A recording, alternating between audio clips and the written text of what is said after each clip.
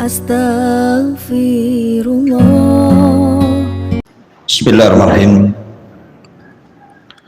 Assalamualaikum warahmatullahi wabarakatuh. Alhamdulillah wassalatu wassalamu ala rasulillah wa ala alihi wa sahbihi wa mawalah wa la hawla wa la quwata illa billahi wa ba'd.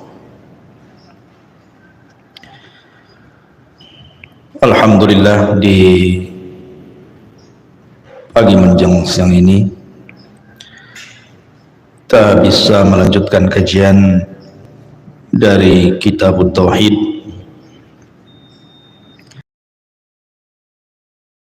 ke 32 tentang bab yang bicara tentang tawakal.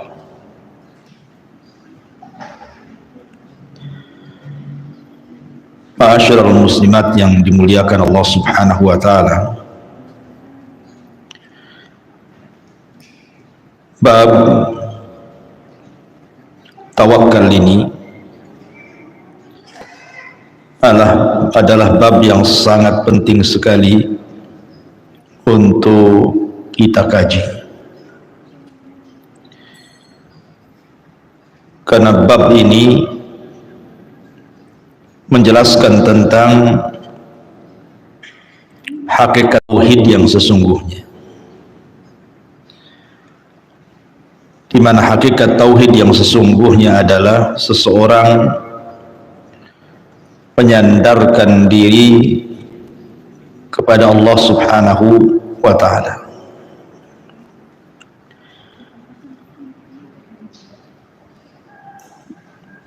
Di sini muallif rahimahullahu taala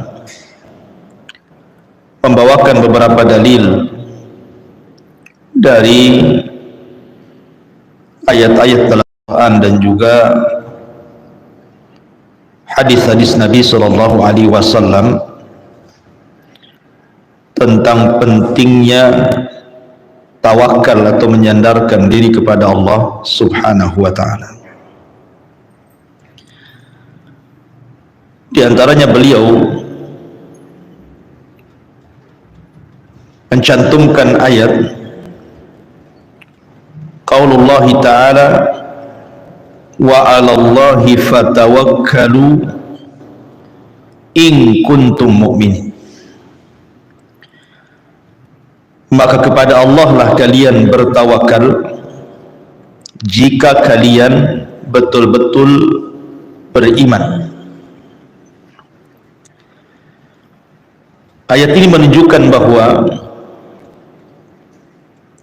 keimanan seseorang itu ditentukan dengan tawakal. Semakin kuat tawakalnya kepada Allah Azza wa Jalla, berarti semakin kuat imannya kepada Allah.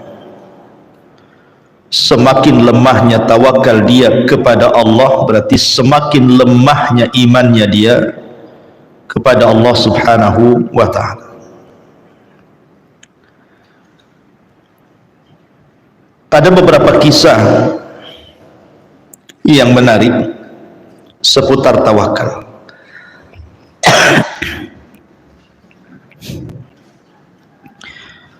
Namun sebelumnya kita akan mengetahui apa itu tawakal. Tawakal secara bahasa adalah al-i'timadu 'alal ghairi fi amrin ma. Seseorang menyandarkan kepada orang lain pada perkara tertentu.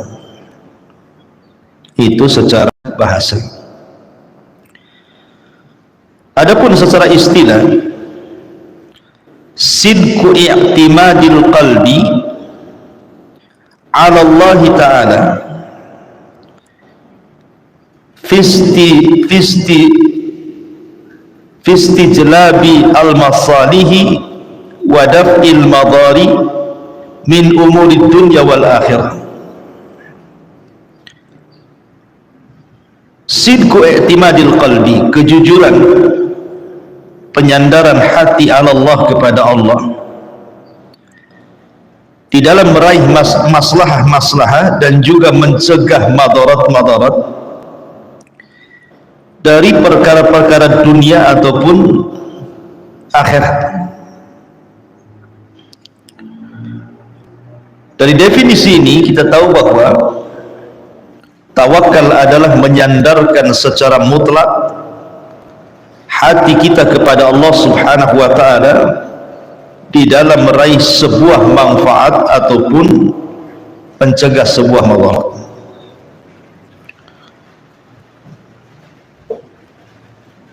Dahulu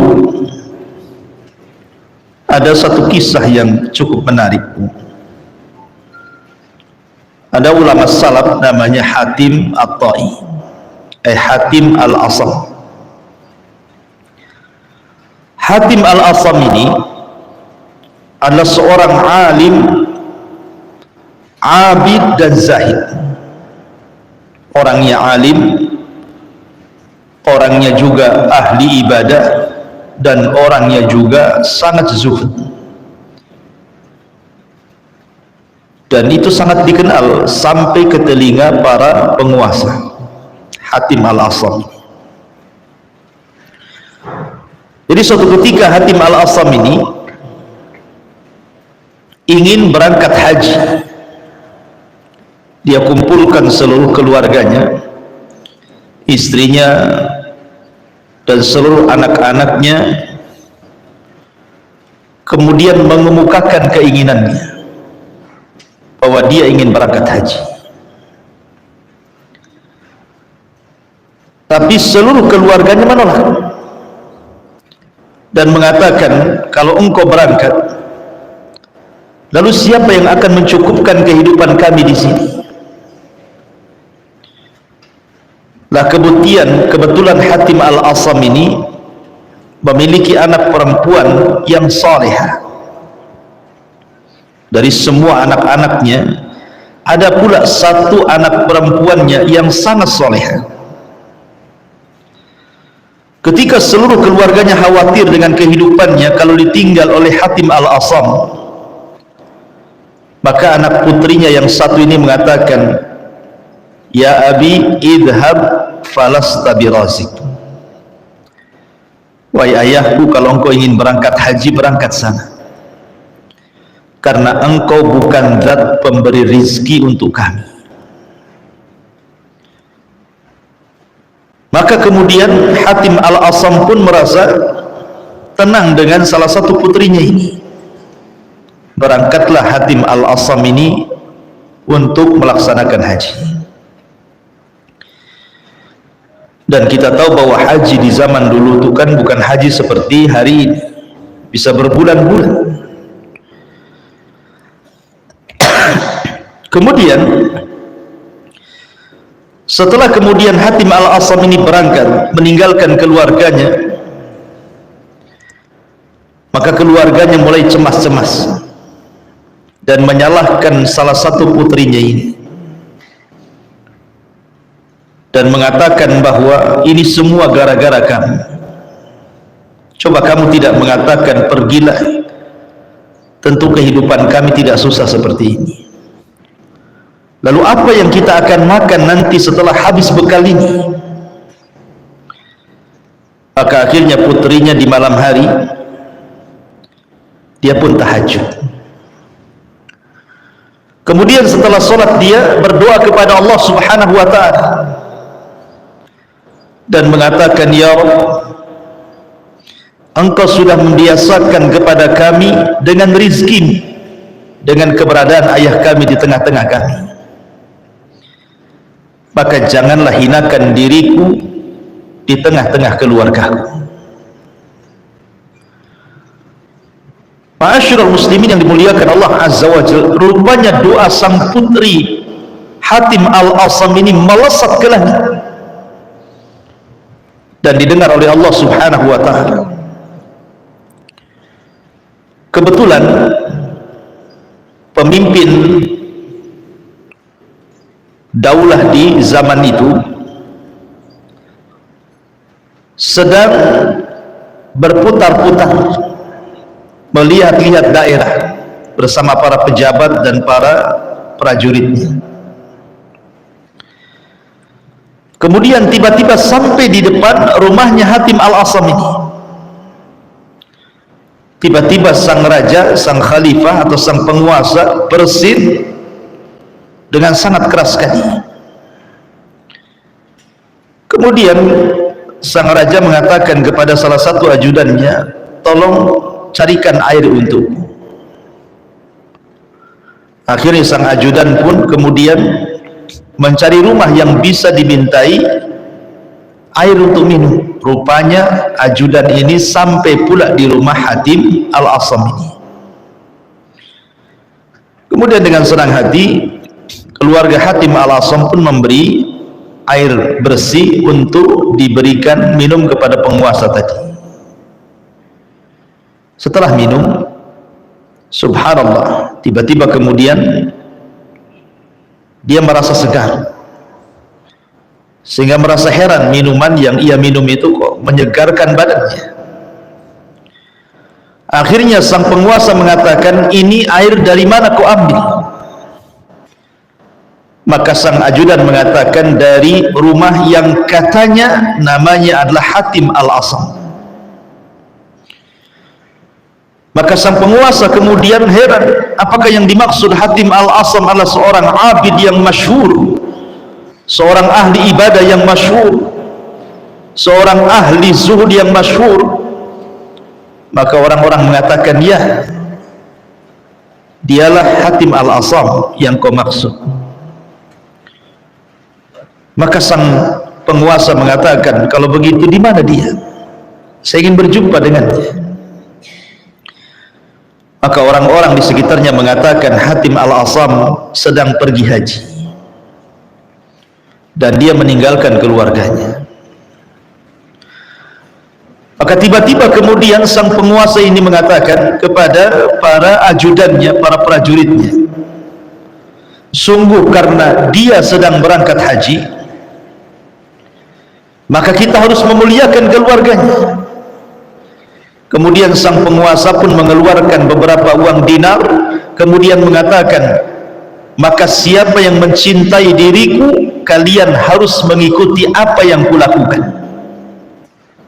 Akhirnya kemudian para ajudan raja yang lainnya pun mengeluarkan uang dinar, kemudian dikumpulkan, kemudian diserahkan kepada keluarga Hatim Al-Asam ini. Maka dia mendapatkan harta yang paling banyak yang ada di kampung itu. Lihat bagaimana Allah Subhanahu wa ta'ala mengabulkan doa anak putri Asam ini, Hatim Al-Asam ini. Kemudian setelah sang penguasa pergi bersama ajudan yang lainnya, tiba-tiba kemudian anak perempuan Hatim Al-Asam ini menangis. Kemudian keluarganya mengatakan, ya fulanah, kenapa kau menangis? Kita mendapatkan harta banyak dari penguasa. Kemudian anak putrinya mengatakan kepada keluarganya, subhanallah, ada seorang makhluk yang memandang kita, kemudian kasihan dengan kita, kemudian dia pun memberikan kekayaan kepada kita. Ini baru satu makhluk. Bagaimana kalau yang memandang kita bukan makhluk, tetapi Khalik, Allah Subhanahu wa ta'ala? Maka kekayaan mana lagi yang lebih melimpah dibandingkan yang Allah anugerahkan kepada kita? Dari kisah ini, Bu, kita diajarkan tawakal namanya. Wa man yatawakkal 'ala Allah fahuwa hasbuh. Barang siapa yang bertawakal kepada Allah, maka cukuplah Allah sebagai pelindung kita. Tidak perlu khawatir. Kemudian kisah yang lain, di zaman Amirul Mukminin Umar bin Khattab radhiyallahu anhu. Umar bin Khattab radhiyallahu anhu berjumpa dengan seorang bapak yang sedang menggandeng putranya. Umar pun heran, kenapa ada anak yang mirip sekali wajahnya dengan ayahnya, mirip, kurang lebih fotokopiannya. Sehingga kemudian Umar bin Khattab radhiyallahu anhu bertanya kepada sang ayah ini, kenapa sampai mirip tuh anaknya dengan dia? Akhirnya kemudian sang ayah bercerita di hadapan Amirul Mukminin Umar ibn Khattab radhiyallahu anhu. Apa kisahnya? Dia mengatakan, ya Amirul Mukminin, dahulu aku punya istri yang sedang hamil dan mengandung, dan ketika itu kehidupan kami serba kekurangan. Maka aku mengatakan kepada istriku yang sedang hamil akan niatku untuk bekerja di tempat yang cukup jauh. Istriku melarangku karena tahu dia dalam kondisi hamil tidak mau ditinggalkan diriku. Maka akhirnya kemudian aku tenangkan istriku dan kuletakkan tanganku di perutnya dan aku katakan, ya Allah, astaudiukallah, aku titipkan anakku ini kepadamu ya Allah. Jadi sang ayah ini mengatakan kepada istri yang sedang hamil dan meletakkan tangannya dan mengatakan, ya Rabb, aku titipkan anakku yang ada di perut istriku kepada Allah. Kemudian dia pun pergi. Setelah kemudian beberapa bulan yang harusnya istrinya sudah melahirkan, dia pun pulang dan dia ingin menyaksikan kelahiran putranya. Tetapi sesampainya di rumah, tiba-tiba rumahnya penuh sesak dengan orang. Kemudian dia bertanya, ada apa ini? Maka kerabatnya mengatakan, istrimu sudah meninggal dunia. Maka dia pun mengatakan, inna lillah wa inna ilaihi raji'un. Kemudian keluarga ini menceritakan kepada sang suami ini dan mengatakan, tahukah kamu bahwa ada peristiwa yang luar biasa yang terjadi kepada istrimu saat meninggal? Maka meninggal dunia, kemudian kami kuburkan bersama anakmu yang ada di perutnya itu, karena kami sangka dua-duanya meninggal dunia. Setelah kami kuburkan, tiba-tiba di hari pertama kuburannya keluar asap, kemudian di hari kedua keluar asap lagi, kemudian di hari ketiga keluar asap lagi. Maka kami heran, akhirnya kami gali kuburan istrimu.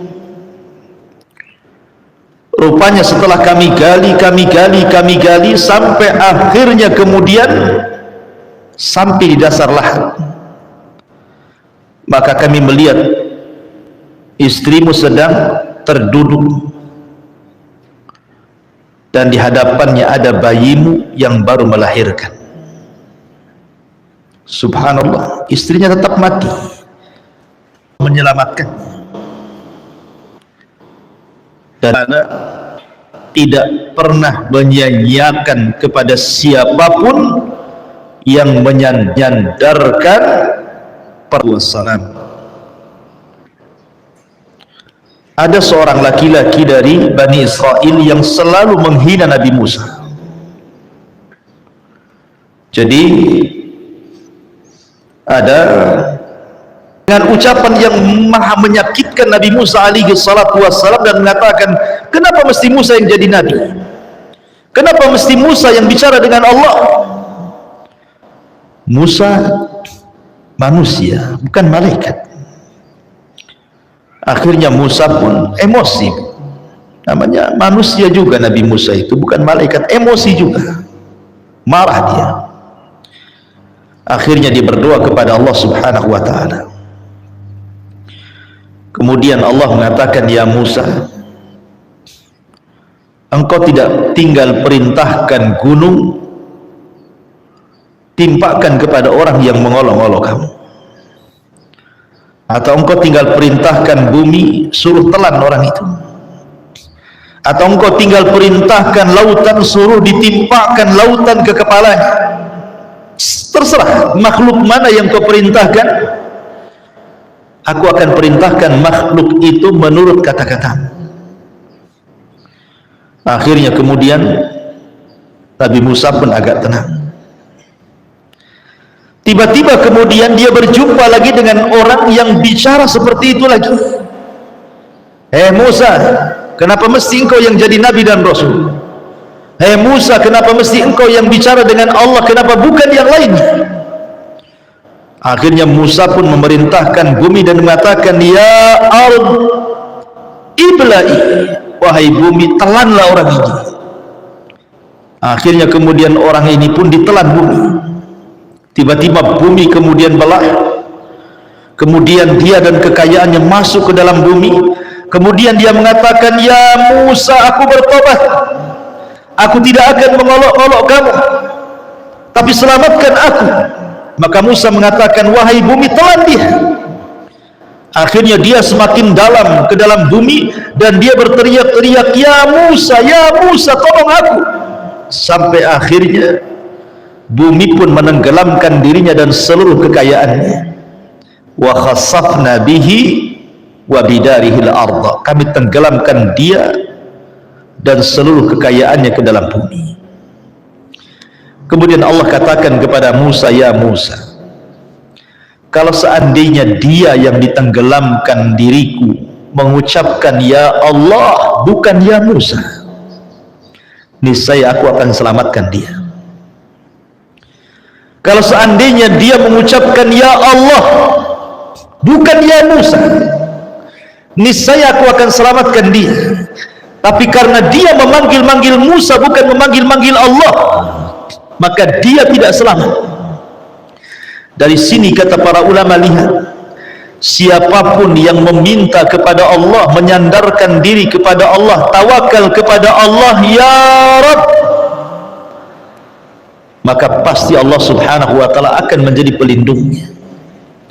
Lah inilah hakikat daripada tawakal namanya. Ini kisah-kisah tadi itu bicara tentang hakikat tawakal. Nabi SAW mengatakan, lau antum tatawakkaluna 'ala Allah haqqa tawakkuli laruziktum kama yurzaqut tayr. Kalau kalian betul-betul tawakal kepada Allah Subhanahu wa ta'ala, niscaya kalian akan diberikan rizki seperti burung Allah berikan rizki. Yaghdu himasan, taghdu himasan wa taruhu bitana. Dia pergi dalam kondisi lapar, pulang dalam kondisi kenyang. Begitulah hakikat daripada tawakal. Orang yang kuat tawakalnya kepada Allah, dia tidak pernah takut kepada siapapun kecuali kepada Allah. Tetapi orang yang kurang tawakalnya kepada Allah, pasti dia banyak takutnya. Takut masa depannya, takut akan kehidupan anak-anaknya, takut akan kehidupan ekonominya, takut akan segala-galanya. Bagaimana nanti anak-anaknya, bagaimana nanti kehidupannya, bagaimana nanti makan minumnya, dan begitu seterusnya. Orang yang tidak pernah tawakal hidupnya kepada Allah dan menyandarkan kepada makhluk, maka tidak akan mendapatkan ketenangan selamanya. Ketika seorang istri hanya menyandarkan kehidupannya kepada suami bukan kepada Allah, maka hidupnya tidak akan tenang. Sandarkan bu kepada Allah, bukan kepada suami. Suami itu hanya sebab saja. Ma'asyiral muslimat yang dimuliakan Allah Subhanahu wa taala.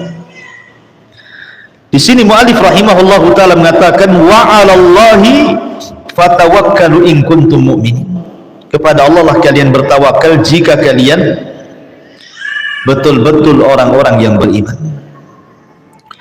Kemudian juga Allah mengatakan innamal mu'minuna alladzina idza dzukirallah wajilat qulubuhum wa idza tuliyat alaihim ayatuhu zadatuhum imana wa ala rabbihim yatawakkalun. Sesungguhnya orang-orang yang beriman adalah orang-orang yang apabila disebut-sebut Allah bergetar hatinya, dan apabila dibacakan pada mereka ayat-ayat Allah bertambah keimanannya, dan juga atas Rabb mereka bertawakal kepadanya. Di sini juga menunjukkan bahwa sifat orang-orang yang beriman adalah orang-orang yang senantiasa bertawakal kepada Allah Subhanahu wa ta'ala. Perintah tawakal di dalam Islam itu mencakup segala perkara. Bahkan saat tidur saja bu, saat ibu tidur, Nabi SAW mengajarkan satu doa yang isinya tawakal semua. Apa kata Nabi SAW dari hadis Bara bin Azib radhiyallahu anhuma? Kata Nabi SAW, "Idza ataita madja'aka fatawadda'a wudu'aka lis-shalah, thumma taji 'ala syikil ayman." Kata Rasul, apabila engkau hendak pergi ke pembaringan, ke tempat tidurmu, berwudulah seperti wudumu untuk salat, kemudian berbalinglah ke lambung sebelah kanan. Thumma qul, kemudian katakan, Allahumma aslamtu wajhi ilaika wa fawwadtu amri ilaika wa aljahtu dhahri ilaika raghbatan wa rahbatan ilaika la malja'a wa la manja minka illa ilaika amantu bi kitabika alladhi unzil wa bi nabiyyika alladhi ursil fa in mitta min lailatika fa anta 'alal fitrah waj'al kunna akhira ma tatakallamu bi. Dalam riwayat fa in mitta 'alal fitrah fa in ishta 'ala khairin.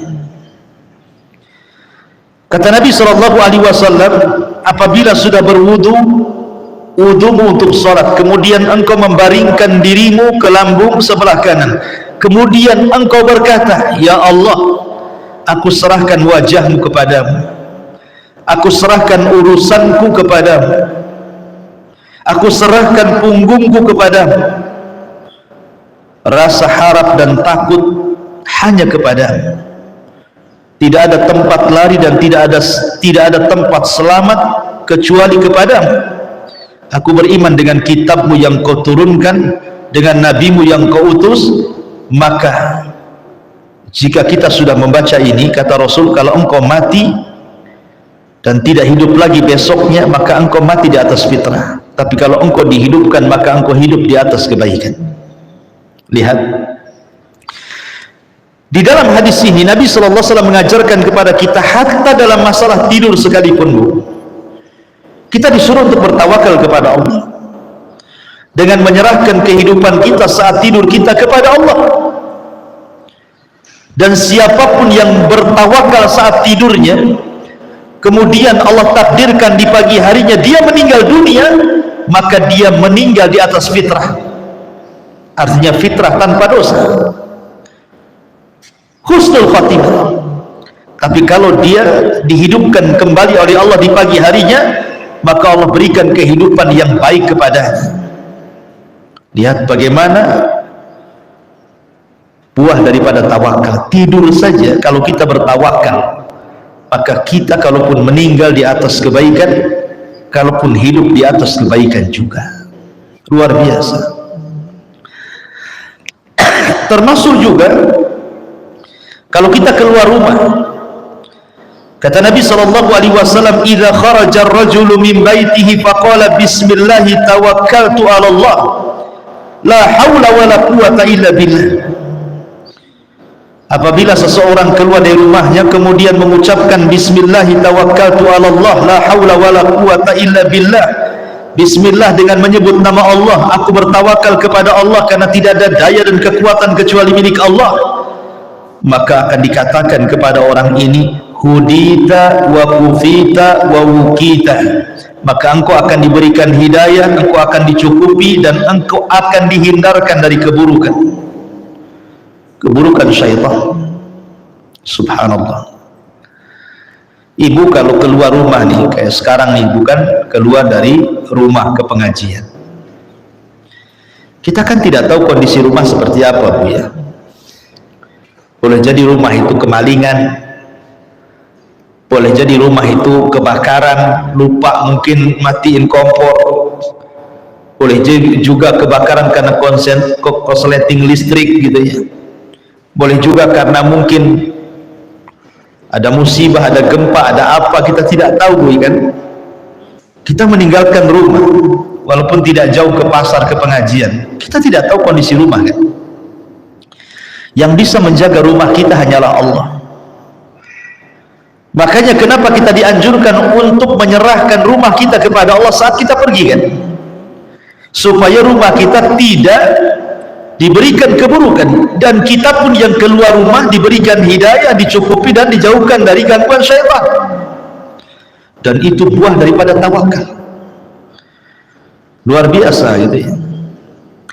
Ma'asyiral muslimat yang dimuliakan Allah Azza wa Jalla. Kemudian Allah juga mengatakan, ya ayyuhan nabi hasbukallah wa manittaba'aka minal mu'minin. Wahai nabi, cukuplah untukmu Allah sebagai pelindungmu dan orang yang mengikutimu dari orang-orang yang beriman. 3 ayat pertama ini dicantumkan oleh mu'alif rahimahullahu ta'ala dalam bab tawakal, menunjukkan bahwa tawakal itu ada erat kaitan dengan keimanan, gitu ya, Bu, ya. Jadi kalau ibu makin kuat tawakalnya, berarti makin kuat imannya. Ketika ibu makin lemah tawakalnya, berarti lemah imannya.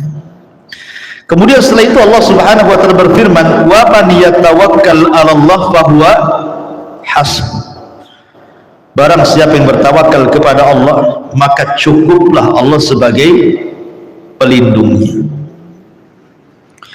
Kemudian mu'alif mencontohkan kisah tentang Ibrahim alaihi salatu wassalam dan kisah Rasul kita Muhammad sallallahu alaihi wasallam. Bagaimana kisah kedua nabi ini? Dikisahkan dari Abdullah ibn Abbas radhiyallahu anhu maqala, hasbunallah wa ni'mal wakil. Qalaha Ibrahim sallallahu alaihi wasallam hina ulqiya finnar. Wa qalaha Muhammadun sallallahu alaihi wasallam hina qalu lahu innan nasa qad jama'u lakum fahshawhum fazadahum imana wa qalu hasbunallah wa ni'mal wakil. Rawahul Bukhari wa Muslim.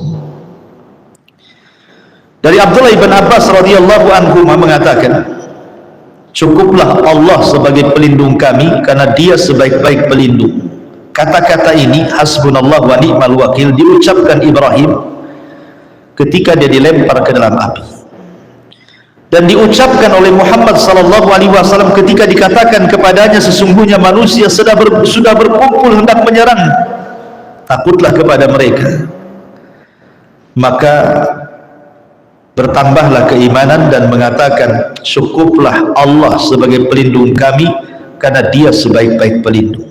Jadi begini kisahnya. Ketika Ibrahim alaihi salatu wassalam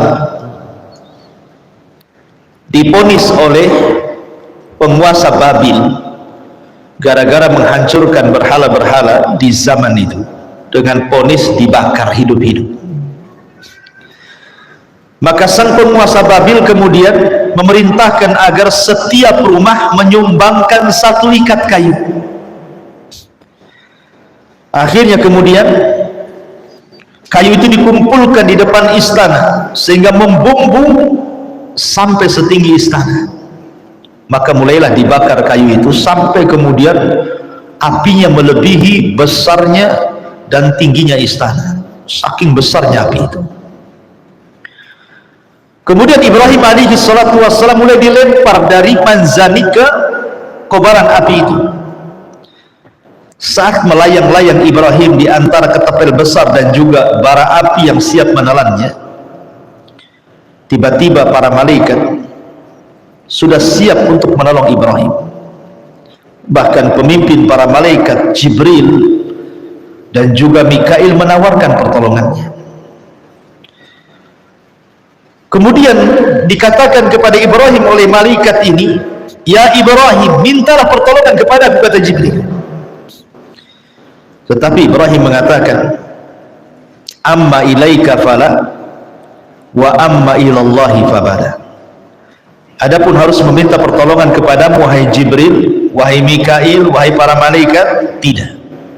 Aku tidak akan meminta pertolongan kepada malaikat manapun. Tetapi kalau harus meminta pertolongan kepada Allah, kata Ibrahim, amma ilallah fabalah. Adapun kepada Allah, ya, aku hanya meminta pertolongan kepada Allah subhanahu wa ta'ala.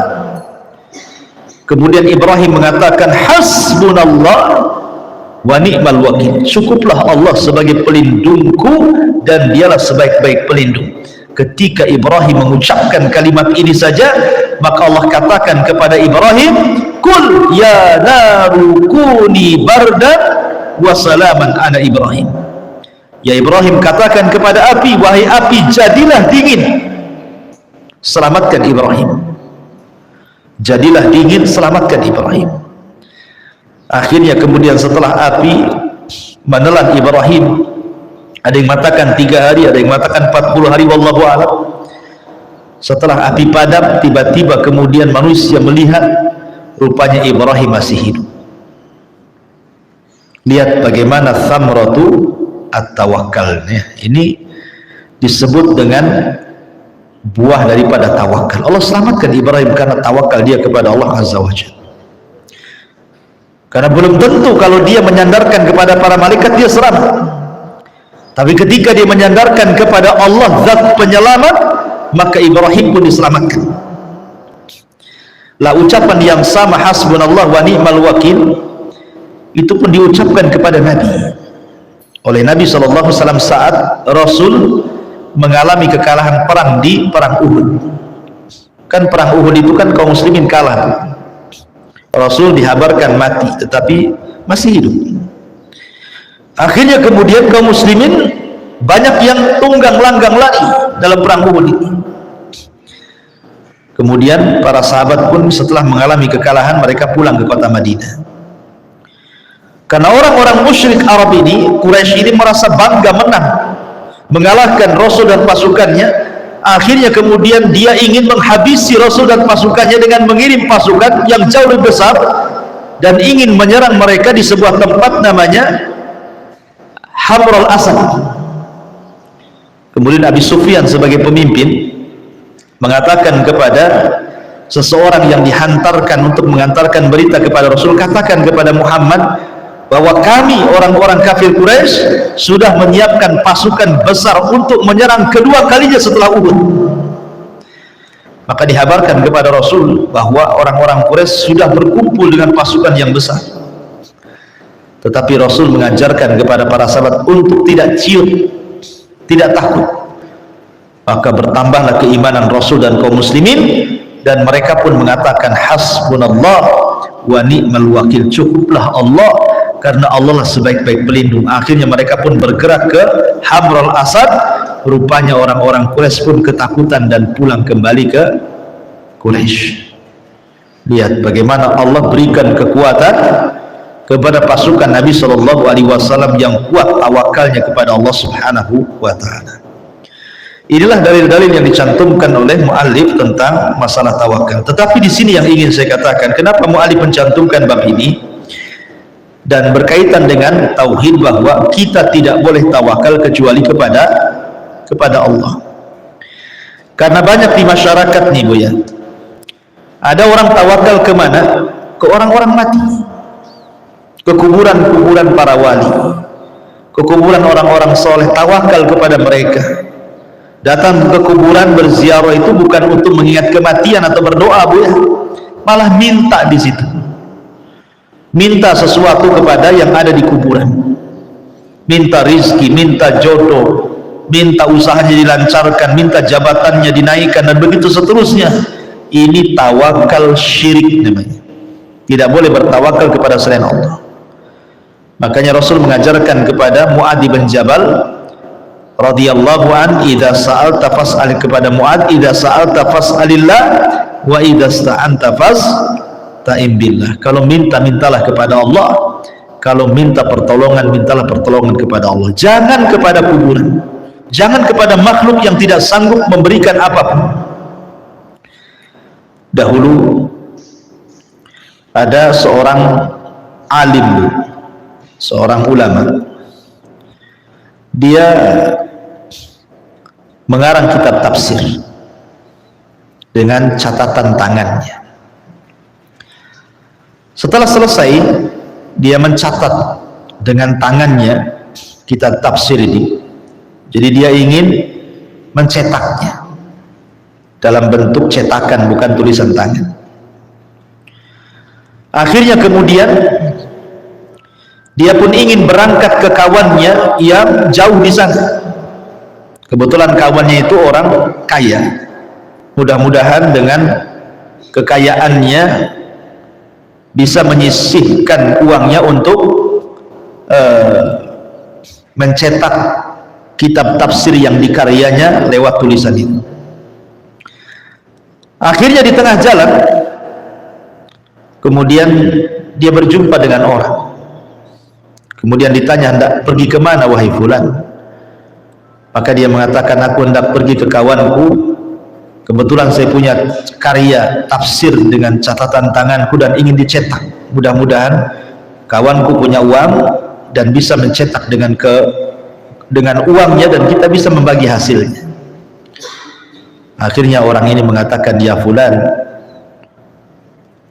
coba tafsirkan satu ayat kepadaku. Iyyaka na'bud wa iyyaka nasta'in. Hanya kepadamu ya Rabb kami beribadah, dan hanya kepadamu ya Rabb kami meminta pertolongan. Akhirnya setelah dia mentafsirkan dua ayat itu, dia pun berpikir dalam hatinya, bodoh sekali diriku, kenapa aku meminta pertolongan kepada temanku? Akhirnya tidak jadi dia pulang lagi ke rumahnya.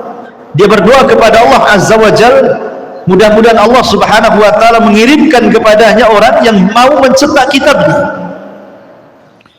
Akhirnya kemudian datanglah beberapa hari setelahnya orang yang memang mencari-cari karya-karya orang untuk dicetak kemudian dibagi hasil.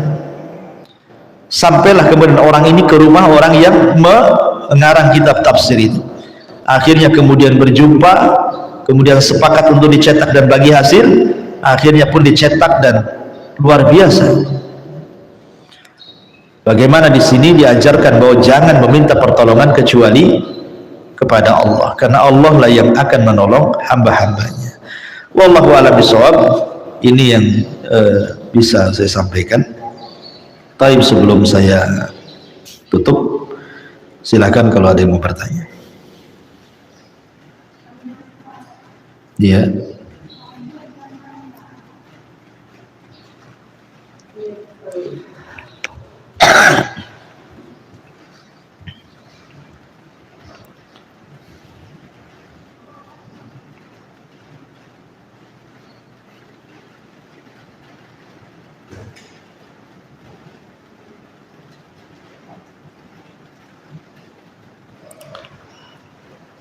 Ya.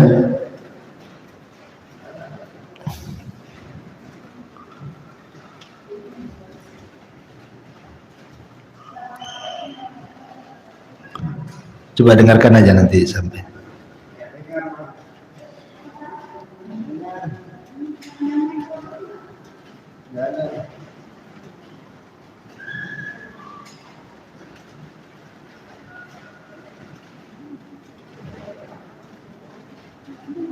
Agak keras aja ngomongnya.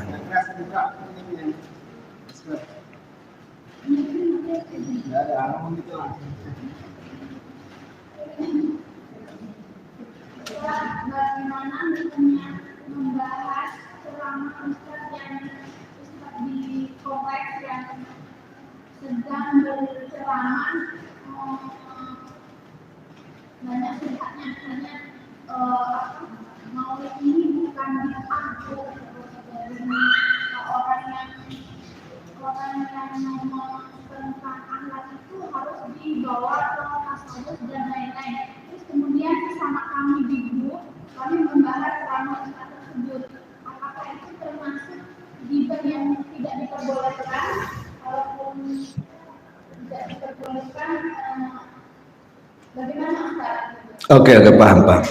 Ya, alhamdulillah. Bagaimana hukumnya kalau ada seorang penceramah, seorang dai yang berceramah tapi isinya mengajarkan syubhat dan kesesatan. Kemudian jemaah akhirnya membicarakan ustaz tersebut, apakah ketika membicarakan ustaz tersebut bagian daripada ghibah atau tidak? Mungkin kurang lebih seperti itu ya. Iya. Ghibah ini pada dasarnya haram. Berdasarkan ayat Al-Qur'an, wala yaqtab ba'dukum ba'dha ayuhibbu ahadukum an ya'kula lahma akhihi maitan fakarihtum. Tidak boleh salah seorang di antara kalian menggibah orang lain. Apakah kalian suka memakai bangkai saudaranya, memakan bangkai saudaranya? Tentu kalian tidak suka. Dan Nabi SAW pernah mengatakan kepada Aisyah Ummul Mukminin ketika dia menggibah Safiyah, maka Rasul mengatakan, ya Aisyah, laqad qulti kalimatan law muzizat bihal bahru lamazazathu. Wahai Aisyah, engkau sudah mengucapkan satu kalimat yang kalau diletakkan kalimat itu di air lautan sungguh tercemari air lautan dengan kalimatmu. Dan banyak lagi hadis-hadis tentang larangan ghibah. Bahkan Imam Dhahabi memasukkan ghibah termasuk minal kabair, dosa besar. Tetapi apakah semua ghibah itu kemudian dilarang? Apakah semua ghibah itu dilarang? Tidak. Tidak semua ghibah dilarang. Di antara ghibah yang dibolehkan adalah ketika seseorang berada di majelis hakim. Dia harus menceritakan kasus dia kan, terkadang menggibah orang. Atau untuk lita'rif, mencari tahu orang. Kalau tidak disebutkan cacatnya kita tidak tahu. Atau juga membicarakan orang yang menzalimi orang lain, seperti orang hutang nggak mau bayar, boleh digibah tuh. Ya, kalau ada orang yang hutang nggak mau bayar, itu bisa digibah kok, supaya jangan orang lain jadi korban lagi. Nah, termasuk juga boleh menceritakan orang fasik. Termasuk orang fasik di sini ya termasuk dai-dai yang menyesatkan, kan, supaya orang jangan sampai terkena syubhatnya. Boleh, tidak ada masalah, supaya menjauhkan manusia jangan mendengarkan ceramahnya umpamanya. Karena sudah jelas-jelas dia membawa kesesatan, mengajak manusia ke dalam kesesatan gitu ya. Maka tidak masalah, itu bukan bagian daripada ghibah. Ya, bukan bagian daripada ghibah, apalagi kemudian mengajak manusia untuk tidak mendengarkan kajiannya. Kalau sudah jelas-jelas memang dai itu menyesatkan umat. Ya, seperti umpamanya dia mengajarkan kesyirikan, aku nabi gitu ya, aku Imam Mahdi, aku ini, aku itu, dan begitu seterusnya. Nah, itu maka itu bukan bagian daripada ghibah. Boleh jadi itu bagian daripada al-amru bil ma'ruf wan nahyu anil munkar. Wallahu a'lam. Walaupun dalam chat kami itu kami sebutkan gini, Ustaz, dalam percakapan kami sebutkan gini, udah nggak usah didengar aja, anggap aja kita lagi dengar sejenis motif lawak dan biar nggak masuk ke dalam hati gitu. Apakah itu termasuk Allah, Ustaz? Ya sebaiknya bahasanya pun tetap kita tidak bisa dengan bahasa-bahasa yang merendahkan pribadi orang itu ya. Ini kan konteks dari ucapan dia ketika berdakwah. Jadi yang kita komentari hanya ucapannya, dakwahnya saja. Itu dakwahnya nggak benar tuh orang itu. Masa begini-begini itu. Bukan fisik orang. Ya, jangan, nggak boleh kalau kita katakan dikatakan pelawak, dikatakan ini gitu ya. Sebaiknya kita fokus kritik kepada isi kontennya itu. Dia ngomong apa? Nah, itu kita kritisi. Ya, kalau kita bisa bantah, kita bisa bantah. Tapi kita tidak boleh mencela orang. Ya, mencela fisiknya maksudnya ya. Nggak boleh. Karena kita kan ingin menjauhkan manusia dari ucapannya. Maka sebaiknya ya walaupun harus membicarakan orang lain yang dibolehkan, tetapi tetap bicara dengan bicara yang santun ya, bicara yang baik. Wallahu a'lam. Ya, saya kira cukup lah, sudah jam 11. Subhanahu bihamdika asyhadu an la ilaha illa anta astaghfiruka wa atubu ilaik. Allahu ta'ala. Assalamualaikum warahmatullahi wabarakatuh.